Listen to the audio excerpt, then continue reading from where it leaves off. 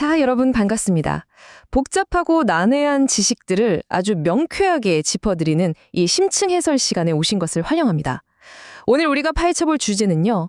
성경 전체를 통틀어서 아마 가장 신비로우면서도 구속사적으로 절대 빼놓을 수 없는 한 인물, 바로 멜기세덱입니다.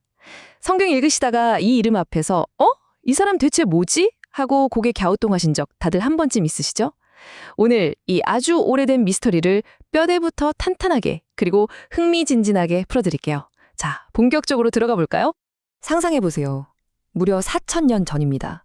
창세기라는 거대한 역사의 무대 위에 아무런 예고도 없이 어떤 한 남자가 불쑥 걸어 들어옵니다. 그러고는 그 위대한 믿음의 조상 아브라함을 축복하고 등장했을 때만큼이나 아주 순식간에 역사의 무대에서 사라져버려요. 근데 진짜 소름 돋는 건 뭔지 아세요? 이 찰나의 등장에도 불구하고 수백 년 뒤 시편에서 그리고 신약의 히브리서에서 이 사람이 성경의 핵심 키를 준 인물로 다시 집중 조명된다는 거예요. 대체 이 사람은 누구였을까요? 첫 번째 주제, 성경 속 최고의 미스터리. 창세기의 그 갑작스러운 등장부터 살펴보죠. 당시의 숨가쁜 상황 속으로 한번 들어가 보시죠. 이게 타이밍이 진짜 기가 막히거든요. 아브라함이 그돌라오멜의 그 무시무시한 연합군을 상대로 정말 엄청난 대승을 거둡니다. 포로로 끌려갔던 조카 롯까지 무사히 구출해서 돌아오는 길이었어요. 바로 이 극적이고 승리에 도취되어 있을 타이밍에 완전히 예상치 못한 일이 딱 벌어집니다. 이전에 단 한 번도 성경에 언급조차 안 됐던 멜기세덱이 떡과 포도주를 들고 짠 하고 나타나서 승리자 아브라함을 맞이하고 축복한 겁니다. 자, 그럼 두 번째 주제로 넘어가서 이 이름과 칭호의 비밀이라는 고대 언어의 암호를 한번 해독해 볼까요? 우리는 이제 영적 수사관이 된 겁니다. 첫 번째 단서부터 파헤쳐보죠. 멜기세덱이라는 이름 자체가 이미 엄청난 스포일러거든요. 히브리어로 말키, 즉 나의 왕이라는 뜻과 체데크, 즉 의라는 단어가 딱 합쳐진 형태예요. 직역하면 의의 왕이 되죠. 그런데 그는 동시에 살렘 왕으로 불렸어요. 살렘은 평화, 평강을 뜻하는 단어고 나중에 우리가 너무나 잘 아는 예루살렘의 고대 명칭이기도 하거든요.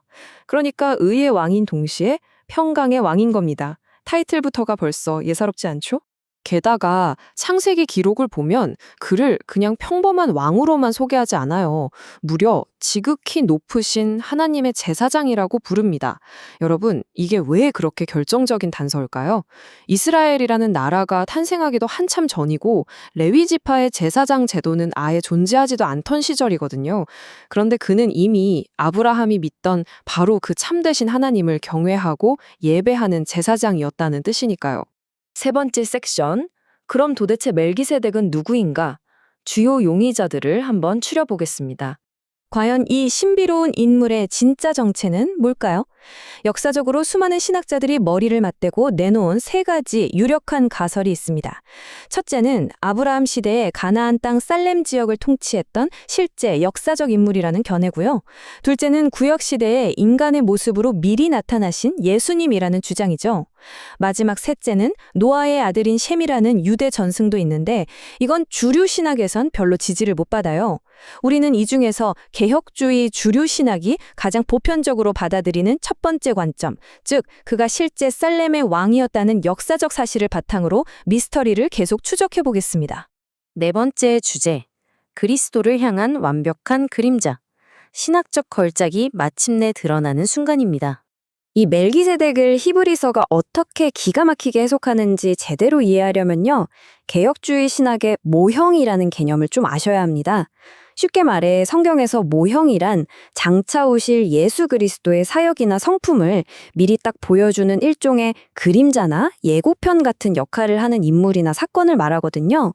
히브리서 기자는 이 멜기세덱과 아브라함의 만남을 단순한 역사적 해프닝을 넘어선 예수 그리스도의 완벽한 모형으로 끌어올립니다.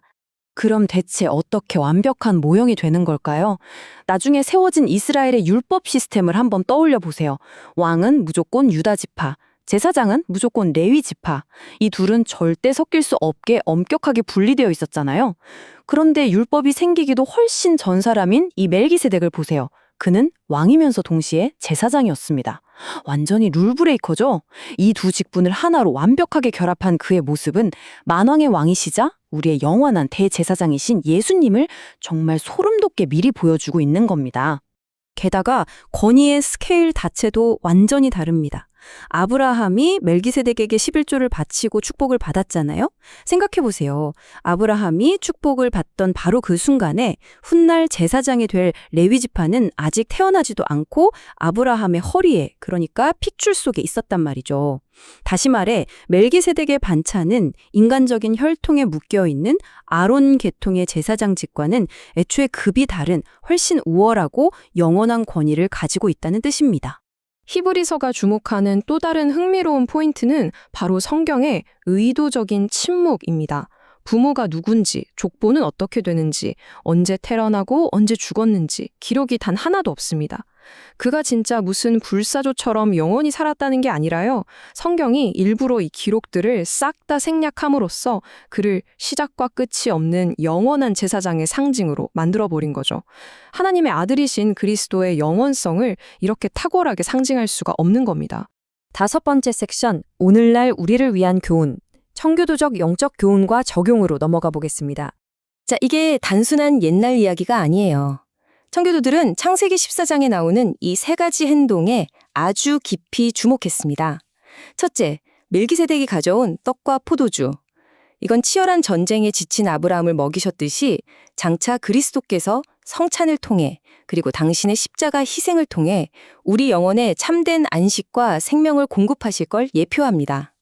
둘째, 축복입니다. 멜기세덱을 통해 아브라함에게 복이 흘러갔듯이 우리는 오직 유일한 중보자이신 그리스도를 통해서만 하늘의 신령한 복을 누릴 수 있습니다. 그리고 마지막 셋째, 아브라함이 바친 11조.